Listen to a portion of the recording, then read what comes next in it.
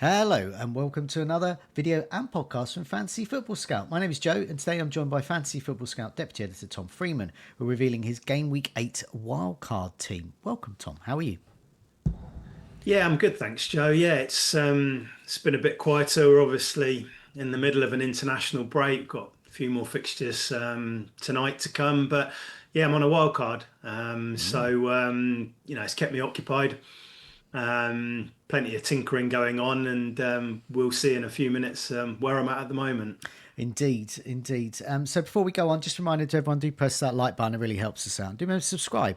Keep updated with our latest videos and podcasts as well. So what we're going to do today is we're going to see how you got on in Game Week 7. That was so long ago. We won't dwell Yeah, too much on that, but it was a green arrow, so that's good. And then we'll look at your wild card team and some of the decisions behind that and what you're thinking. And then we'll look to see what it's going to look like in Game Week 9 because your yeah, wild card is designed with a bench boost in mind, and in particular Game Week 9. And then we'll have a look at the long-term fixtures to sort of stress test your decisions. yeah. Okay, let's have a look at how you got on back in Game Week 7, long time ago here. So it shows what your team was. So yeah, Green Arrow. Do you want to just take us through your team and why you thought after another Green Arrow and a quite good team, why you thought, oh, I'm going to wildcard? Well, yeah, I had to remind myself there what my team was actually like. This does feel like a long time ago, but I got 67 points, as you can see on the screen, which was what's the average? Was it 60 or something, or around about that maybe? I think it was around that, yeah. Yeah, made one free transfer, took out Murillo and bought in Timber, and that obviously paid off. He got Yeah. the clean sheet and the assist. But just to run through the team, I had Dubravka in goal with 2 points. Timber got 11, Yep. Konza got 2, and Porro got 7 because he got the clean sheet and the def. No, he got the assist and the def gone. Yeah. Sorry, he did concede. Foden got 3, got that big Semenyo haul Yeah. of 18. Rutter just got the 1, Reinders got 3. Haaland got the goal as captain, so he got 16. Watkins with 2, and then Gyökeres with 2, and then Sanchez, Anderson, Hartman, and Tillemans were all on the bench. Okay. Felt like a good time to kind of freshen up the team, Joe. The triple Villa had Yeah. obviously after that Burnley game that was done. Yeah. Tough fixtures coming up. Rutter, yeah, I don't know each week from week to week if he's going to start or if he's going to be benched, and then triple City attack. I got a lot of money in that front line as well with Haaland, Watkins, and Gyökeres, and so wanted to tweak that a little bit and take a little bit of money out of that and push it into midfield and defence. So yeah, it kind of felt like a good time with the international break, and of course I've got this bench boost as well, which I'd like to play sooner rather than later. Yeah. And so this has all helped to kind of cue that up, really. Okay, well, having a look at some of the fixtures there, yeah, you're right with Aston Villa, and I think with the triple Man City as well. So Aston Villa got Tottenham, Man City, Liverpool, Bournemouth next. They do have Leeds and Wolves in game 12, 13, but then Brighton and Arsenal. So they're not great. It's not great fixtures. In fact, they're the Yeah, second worst from now until game week 15, according to the Fantasy Football Scout season ticker. Man City, they're a good team, obviously, so do fixtures count, but they got Everton at home, good. Then Aston Villa away, Bournemouth at home, then Liverpool at home, Newcastle away, Leeds, Fulham, and Sunderland. A great run from game 13 to 15. yeah, But before that, they were a little bit mixed. So, yeah, I personally got rid of Reinders as well. I thought yeah. we'll go for few more attacking players with better fixtures. Yeah, same. I think I'm okay with Haaland for that run for Yeah, sure. yeah. But do I need Foden and Reinders as well? I don't think so. Meanwhile, Brighton. So you've got the sort of wrong Brighton player. Minter's the sort of star man at the moment, but Brighton are top of the Yeah, fixture ticker from now to game week 15. Then they got Arsenal. Arsenal is the next there. So yeah, a bit light on Arsenal. You've got a couple, but are they the best ones? Liverpool are third. No Liverpool here, and we'll find out if you've got any Liverpool in your wild card. Wolves are fourth with Sunderland, Burnley, Fulham, Chelsea, Crystal Palace, Aston Villa, Nottingham Forest, Manchester United. Arguably, Crystal Palace, game week 12 is their toughest fixture yeah, from now till game week 15. So, yeah, Wolves are quite good for enablers, certainly. Crystal Palace, meanwhile, not great entry point for them with Bournemouth and Arsenal, but they get better. And I'm certainly looking at them from game week 10 onwards with Brentford, Brighton, Wolves, and same. Manchester United. Yeah, same. Meanwhile, Chelsea as well have quite good fixtures. They've just got Arsenal game week 13, but apart from that, it's pretty good. Similarly with Newcastle as well. So you've got no Newcastle, so you're light on them. So yeah, I can see fixture wise, it's a good time to change. So Yeah. let's have a look at your team reveal, your wild card. Okay, so do you want to take us through what you got here? Just Yeah. sort of list the players and then sort of go back and sort of put your Yeah. decisions why. Yeah. So the team is currently set up in a 3-4-3. I've got Dubravka in goal. I've got Gabriel, Diouf, and Chalabar at the back. Saka, Semenyo, Enzo, and Eza in midfield. Haaland, Bowen, and Voltemade in up top, and then Petrovic, Arias, Byrne, and Kreschke on the bench Okay, as it right, stands. yeah. So you've got nothing in the bank with this, but I think you said you actually can't currently can't afford Yeah, this. But yeah. what's the sort of difference? And if you can't quite afford it, would someone go? I mean, Yeah, yeah, exactly. I think I forget exactly what I'm at. I think it's point 0.3 or point 0.4 I'm down, but I've got a lot of players who have risen by point 0.1 over the okay, international break. I've got players like Timber, Sanazi, Ismail Assar, yeah, Casado. I think they'll go up again before deadline. okay, So right, I think I will be able to afford this. If I can't, I think it will just be a Krejci. I think that's how you pronounce his yeah, name. I probably got it wrong, yeah, knowing me, but I think he would drop down to a £4 million yeah, defender like like a Rodon or something like that, yeah, yeah. or a I'll go Sunderland back to defender. Hartman. He's done you pretty well actually for Yeah, Burnley. he's got a couple of assists, Yeah, hasn't he? Yeah. So there's options there. I mean, the main consideration with this team was when was I going to bench boost? Is it going to be in 9 or is it going to be in 10? Now I've decided on 9, I think, yeah, because it's a bit closer. It feels like less can go wrong. I think the Carabao Cup follows game week 9, so I think players can be rested then. And I think I prefer the fixtures. That's why there's no Palace in this yeah, team. If I was going to bench boost in 10, Sarr would be in there, probably Lacroix would be in there, but they travel to Arsenal in game week 9. I don't want any Palace no, players on my team for that. So that's why they're not in there. And so, yeah, this is what I've landed on for now. You can see I'm kind of back in that Wolves fixture against Burnley in game week 9, which is when I'll bench boost. But yeah, I mean, we can go through the players okay, if you like, Joe, or we can go right, yeah. position by position. Well, I I don't mean, well, mind. I'm not quick. We'll go through positions, but also what I'll do is I'll just give my thoughts about because I wildcard in game week 7, Yep. so so my thoughts are similar with the bench, but it's a different week of bench boosting, which is alters the players. Also, there are some other differences as well. So my team is heavier on Burnley, and it does have Rodon for Yeah. Leeds as well. And with a view, and I've got Alderete as well from Sunderland, with a view to bench boost in game week 9. However, Lyle Foster, I have, who plays for South Africa, is been withdrawn for injury. Jaden Anthony as well could be still injured, but I think he'll probably be okay. But so if I've got one or two doubts, then I'll probably leave it until game week 10 and sorry, leave it until game Game week week 9. 9 bench boost, Yeah. and I'll be the same as you. I'll be bench boosting game week 9, but with Yep. a wildcard team 7. So what I would have to do there is Alderete would have to make way, and I'll have to He's move got, another player. yeah, But he's got that, Chelsea, hasn't he? Yeah. yeah. So that would move me sort of different players, but similar sort of setup there with that bench boost. The other big change really is there's more West Ham with game week 8 wildcards Yeah. Sure. than game week 7. That was a decision I sort of didn't make, but I can still make a move for a West Ham player now. And another move was with Arsenal players. People are sort of going off Jokeres, Jokeres. Yeah. and also thinking either double defence or double midfield as well with Eze. So with all that in mind, that sort of puts in context of where we are with this wildcard 8. So we'll start with the back with the goalkeepers. You've got Dubravka, starting 4 million goalkeeper, no brainer really, and Petrovic as well, rather than Nick Pope, who was popular in a lot of game week 7 and indeed game week 8 wildcards. Yeah, I mean, I like Bournemouth's defence. I think at home they've been good for a while. I think if we're keeping this goalkeeper for a long time now, so Yeah. I think if you look at the ticker over 10 game weeks, I think Bournemouth are quite high on that.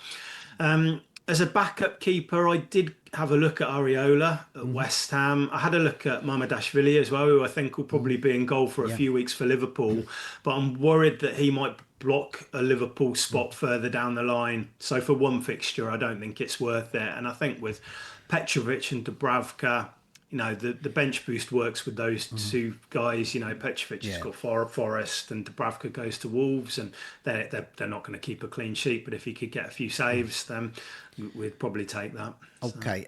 Meanwhile, let's look at your defence as well. So you've gone for Gabriel, single Arsenal defender, rather than Gabriel and Timber, or indeed just keep Timber and not have Gabriel at all. So what's your decision around that? Well, that's the big one that's probably the main decision about do I go Gabriel and Timber and then one attacker, or do I go for that double up at the moment? At the moment, I'm just on the one that we'll talk about it in a bit, but that Odegaard injury news and immediately alerted me to Eza, and Yeah. that's why I went with that. Gabriel, I still feel is a little bit more secure than Timber, isn't he? Yeah. In terms of, Ben White, I don't think he's going to play a lot of the time, but it wouldn't surprise me if he played one of those games against Burnley or Sunderland or Yeah. something, maybe.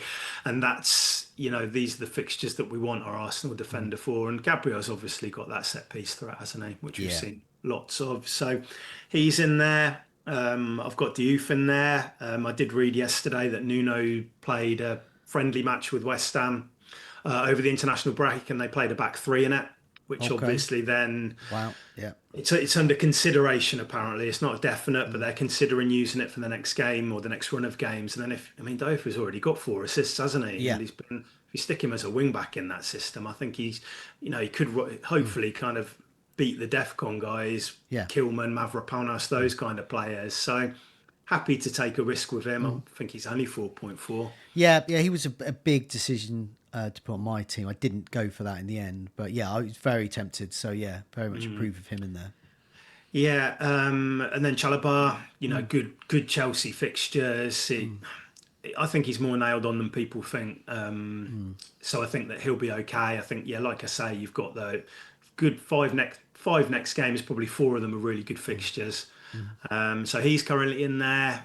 I've got Burn on the bench. Newcastle have been really solid in the early weeks, haven't they? And I think he'll spend a bit more time at left back because they've got Yeah. Hall and Livramento out. So you lose a bit for DEFCON, but you gain a bit by him being a bit further up the pitch. That's how he got the assist for Yeah. Guimaraes against Forest by just laying the ball off and being in quite an advanced area, and then that's how he got those points. So I think he's a good pick. Good fixtures as well for Newcastle, and then Kreshki is just yeah, he's obviously a new signing there. But he's been one of their best summer signings. I think he can play in the centre back position. He can play in central midfield. He can play in a back four or a back five. He's got a bit of goal threat, which we've seen already. I think he's had three shots and 3 chances created in his last 3 or 4 matches. So yeah, if it does look like I can afford him, I'm happy to punt on that for the bench boost. I was laughing at his picture because he looks really sad. I know it's like laughing, but Latour looks sad. I'm gonna But have to zoom in. Is that not a good sign? but So, virtually everyone else in your team is smiling away. yeah, And then yeah. he looks like he's about to cry. Yeah, I can't even see it properly He's on like, this he's monitor, just, but- yeah, he looks on the verge of tears. Probably because he knows the Rodon's coming in for him. Should you not make up the money? Okay, yeah, Chalobah. Yeah, I mean, I pre wildcard I had Tosin, who was basically great while he was fit, which wasn't Yeah. very often, and that was his Yeah. problem. Whereas Chalobah, I think you probably get a few more minutes. I'd like Kukurea, but obviously, No. Yeah, I it's can't money. afford him. So Yeah, I mean, you and I are in a similar position with team value as well. Mm. Okay, so Saka and Semenyo, there's probably not much to say about them. Saka is either on penalties or whether he's on penalties is at his behest. So he's in control of Yeah. penalties. Semenyo is getting double-digit returns almost every week, anyway, and he's just fantastic. Let's move on to Eze and Enzo. Let's go with Enzo first. So he's got an inflamed knee at the moment. yes, But and he's been sent back to the club from his country. But he was in training, just had strapping on. So yeah, are you settled on him? Because in the FPL Generals team reveal video we did this week, we had to get a bigger table for the mid price midfielders because there was so much choice, and both of Yeah. us agree we'd want them all. But Yeah, there's so many good so options. you could have anyone instead of Yeah. Enzo. But why did you go for Enzo above, say, for example, Minter, say, for Jaden Anthony? There's a whole bunch of other players you could have gone for. Why Enzo? Well, firstly, I'm hoping that it was a precaution that he's withdrawn. I think I did read a report that it had always been the plan for him to miss this second game, so that's great if that Yeah, is the case. Why did I pick him? Well, Palmer's going to be out for a while, isn't he? yeah, So it feels like in certain matches he will have that bit of extra yeah. added attacking responsibility to play in behind and kind of get beyond Pedro. His stats are great over the first few weeks. He's really involved. He's been good for a while now, hasn't he? Even during the Club World Cup, he was putting up good numbers. So, given those fixtures, he's a lock definitely. I suppose if it does come out that he is going to miss the weekend, then I'll be faced with a decision, and I might look at players like Gordon or Paquetá or something like that. Yeah. But no, I would like to include Enzo for sure. Okay. And Eze as well. So you were talking about your the biggest change that could be. So you're going for double Arsenal attack with Eze rather than double defence. But you also mentioned that Odegaard's injury, which is going to Yeah. be for a number of weeks, prompted you to move for Eze. So why is that? And also, how nailed on are you with going for this double attack? Yeah, well, Odegaard's got this knee issue, and they think it's going to be about 6 weeks. So till after the next international break. So I think we'll get a run with Eze, and I think that we'll see him in that central role quite a bit. I think when they play Marino in there next to Rice and Zubamende, I think it's all a little bit cautious. I think Arteta's realised that as well. And so all I've wanted is like even a couple of weeks ago when I was looking at wildcards, I loved the Eze as a pick, but it was risky with Odegaard Yeah. there. So take him out of the equation. And I feel a lot more confident about that. I think Okay. he'll get some good returns over the Yeah. next few weeks. But again, it's that, Arsenal's defence is so solid. Do I want to be backing against that each week? And that's a decision. And I think if I did go double defence, I would want to keep Saka. I think Eze would be the one that makes way. But at the moment, I do like his prospects. I think he can get quite a few goals and assists over the next few matches. Arias is your other midfielder. He's on the bench this week, but obviously will be part of a bench boost, or he could indeed come in to your squad in Game Week 9. So what? Yeah, why him? I haven't seen him on many wildcards, but of course we just said about Wolves' fixtures look pretty good for coming up.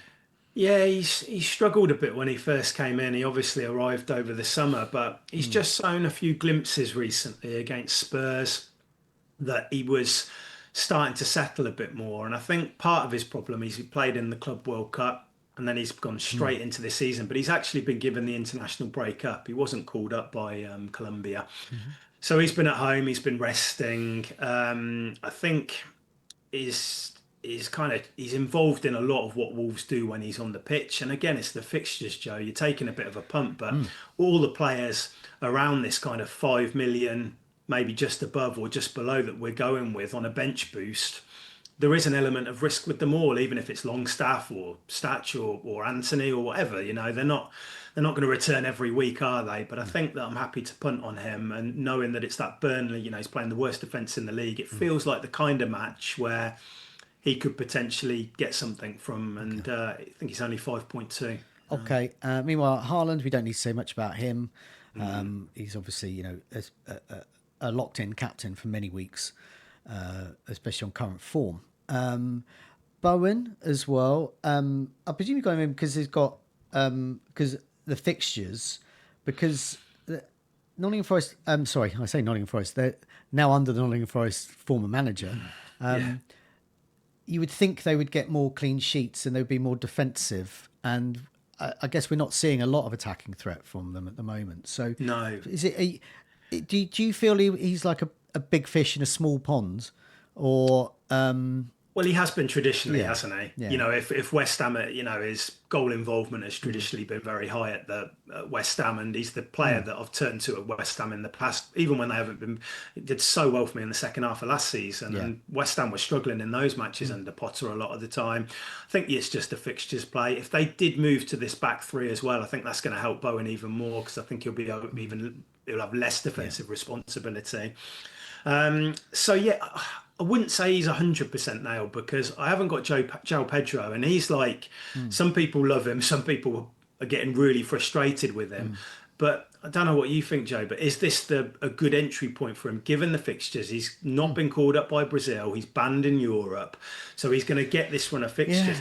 I don't particularly like him as a centre forward. I I kind of wish Delap was there, yeah. which he isn't. So it's a Well, really big decision, I yeah, think. yeah. I mean, as a Brighton fan, Pedro's better is the number 10. Mm, He's not too shabby as number 9, but he's better as number 10. I feel at the moment there's very few strikers I really want. I don't yeah. mind having them, but it's Yeah. midfielders and defenders I really want. So I've got a 3-5-2.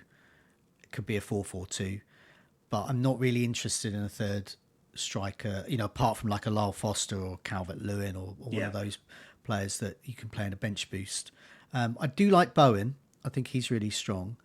But I do think it's an alright entry time for Pedro if you're going to go there. But I do think Enzo's probably a bit better. He's getting more Yeah. points. And do I want to double up then? And that's the question. It's certainly a good entry point for Bowen. I mean, well, I say, I actually think Gaming Nine's a better entry point for Bowen. In that he's got Brentford at home next, which is okay. It's Yeah. not like wow. Leeds away could be better though. Then he's Yeah. got Newcastle at home. That could be okay. And then Burnley at home. So it's those Leeds and Burnley games, really, I like. But then they got Bournemouth and You Liverpool. see, So yeah, you see, I like the home game. I don't know if Leeds away will be that. I don't know. It's hard to read that match, isn't it? Leeds have been quite good at home this I think year. it'll be the reason I like him for that is because I think it'll be tight. And I think if West Ham are going to score at all, it will Yeah. be Bowen last 10 minutes kind of goal. Yeah. Yeah. No, you could be right there. Yeah. Rather than like doing exceptionally well and then, to Bowen's points aren't needed there. But so I prefer personally a sort of a 3-5-2. But I must Well, admit, your strike force here looks good. yeah, I mean, Voltemade, he feels like a good entry point now. He's scoring goals. He scored for Yeah. Germany, I think, his first goal in the week. Decent fixtures, no whistle Yeah. around. He probably will get taken off a bit with Europe, but I think he could still be good for that run. An alternative thing to do would be to drop one of those guys down, like you say, Joe, to a cheaper player, Yeah. I mean, he's been Calvert Lewin. Can you go there? I don't know. Well, that's it. I mean, there's a sort of a backlash on the as I call it, the other place that I'm not signed up to, so I never see this backlash. But people are assuming that content creators, the evil content creators, are pushing him, and everyone should captain Calvert Lewin, and we're not at all. I think I'm personally recommending him as a bench boost player and a Yeah, good so first sub. it's one fixture, and you're picking a guy who is playing 90 minutes now, who's Yeah. probably going to be on penalties. So Yeah, he's going to miss yeah. chances because that's what he's been doing in recent seasons. But what does it enable elsewhere as well? So it depends what you enable. So if you dropped Voltemade down, so you save another 2 million or so. So you suddenly got 2 million in the bank to put Arias Yeah, up to a 7 million. So that well, exactly. so that Yeah, that's the sort of decision I've you made. And could go for Gordon then, you so you could go get a for bit of that Gordon. Newcastle attack, You could go for and Minter at yeah, Brighton. You can yeah, go yeah, for a bunch. You could go for Reinders again if you wanted to go that way. And there's a bunch of players you can go for yeah. around that price range. So that's the sort of decision that our viewers and listeners might be thinking of, as you are maybe. Yeah, no, those are decisions which I've got to make. I think that striker spot and whether I go double Arsenal attack, double Arsenal Yeah, defense, those are yeah, the big decisions. yeah. Okay, let's have a look and see how that looks in game week 9.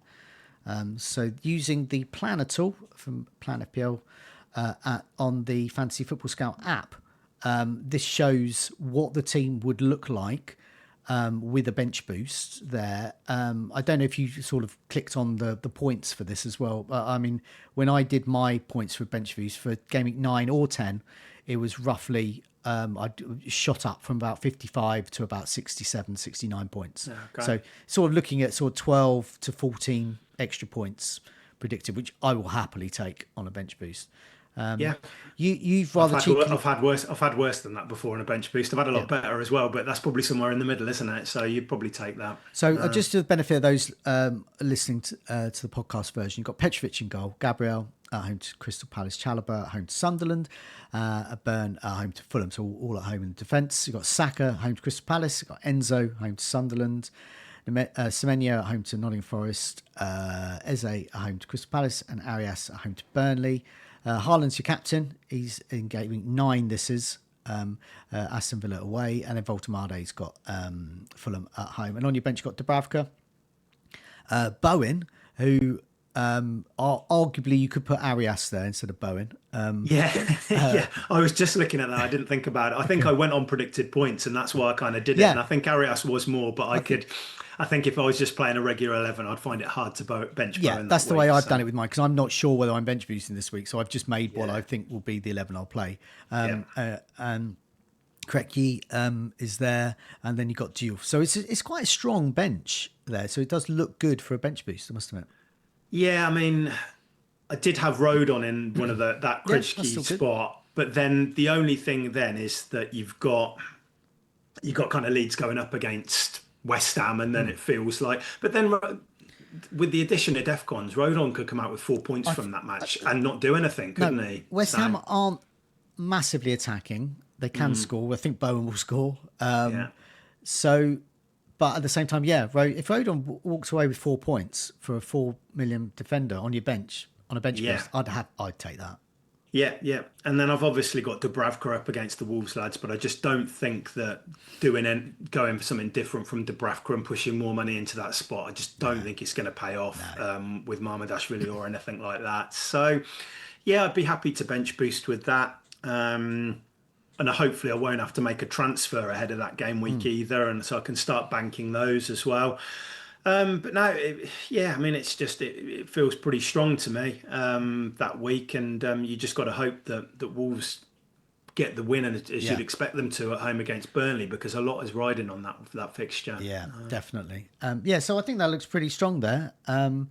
Just before we go, I'll just very quickly put those long-term fixtures up so people can see it on the screen there. That shows 8 to 15, Brighton, Arsenal, Liverpool top, Sunderland, Aston Villa, Brentford, worst fixtures. So just to show, because we've been drawing on that from our notes there, so quite handy for you to see it all there. Okay, thanks a lot for joining me. Good luck with the rest of the wildcard. Good luck with those tinkering, that 4-3-5-2 or 3-4-3 decision, and which Arsenal players as well. And good luck those watching and listening. See you soon. Thanks, Joe.